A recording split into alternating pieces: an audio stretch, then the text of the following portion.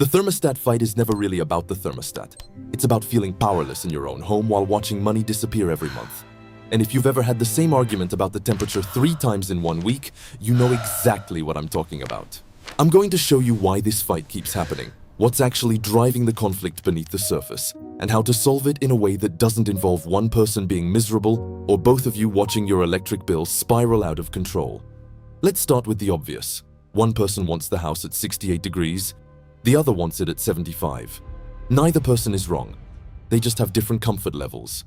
But here's what turns a simple preference into a recurring fight. Compromise doesn't actually work when it comes to temperature. If you set the thermostat at 71 and split the difference, neither person is comfortable.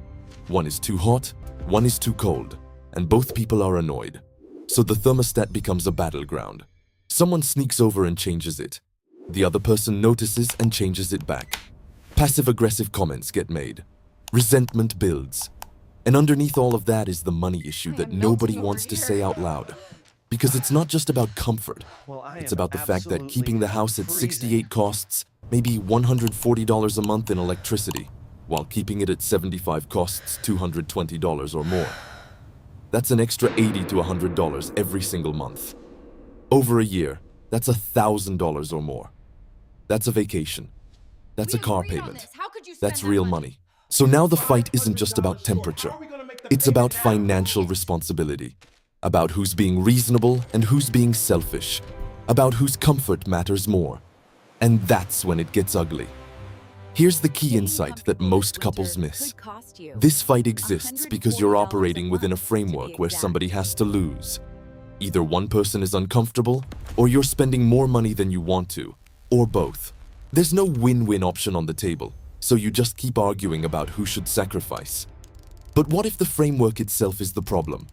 What if the reason you're fighting isn't because you can't agree on a temperature, but because you're both trapped in a system where comfort and affordability are in direct conflict? Think about it. If your electric bill stayed at $60 a month regardless of what temperature you set, would you still be fighting about the thermostat? Probably not.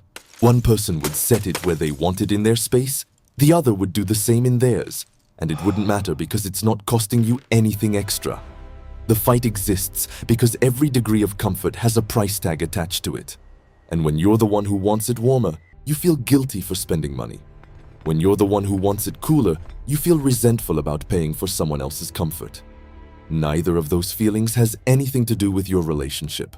They're both reactions to a financial constraint that's being imposed on you from outside. Your utility company has created a situation where staying comfortable costs money you'd rather spend elsewhere. And instead of being angry at that system, you're angry at each other. Here's where it gets even more frustrating. The standard advice for this problem is completely useless. People will tell you to layer clothing if you're cold. Put on a sweater, wear socks, use a blanket. That's fine advice for saving money. But it doesn't solve the relationship problem. Because now one person is bundled up like they're camping in the Arctic, while the other person walks around comfortable in a t-shirt. That's not equality. That's one person sacrificing so the other person doesn't have to. Other people will tell you to use space heaters or fans to create different temperature zones. And yes, that can help. But space heaters use a lot of electricity. You're often spending just as much or more than you would have by just turning up the central heat. And fans only work if the issue is being too warm. If you're cold, a fan doesn't do anything except make you colder. So you're back to the same problem. Somebody's uncomfortable, or you're spending money you don't want to spend, or both. Now let's talk about what actually solves this. The real solution isn't finding a better compromise on temperature. It's removing the financial constraint that's forcing you to compromise in the first place. If you could heat or cool your home for a fraction of what you're currently paying, suddenly the thermostat stops being a source of conflict. You're not choosing between comfort and money anymore. One person wants it warmer? Fine. The other wants it cooler in their space? Also fine. Because it's not costing you an extra $1,000 a year to make both people comfortable. This is why so many couples who've installed alternative power systems report that the thermostat fights just stopped. Not because they learned to communicate better or found a magical compromise temperature, but because the underlying financial pressure disappeared. When your heating and cooling costs drop from $200 a month to $30 a month, you stop caring who sets the thermostat at what temperature. It's no longer worth fighting about. And suddenly you realize the fight was never about the temperature at all. It was about feeling trapped between comfort and cost. Here's the part that nobody talks about. This pattern shows up in other areas too. Fights about leaving lights on. Fights about running the dishwasher. Fights about long showers.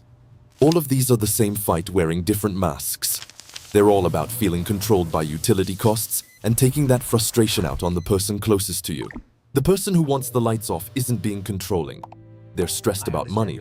The person who wants to take a long hot shower isn't being wasteful. They're trying to feel comfortable in their own home. And both people are stuck in a system that makes those two things incompatible.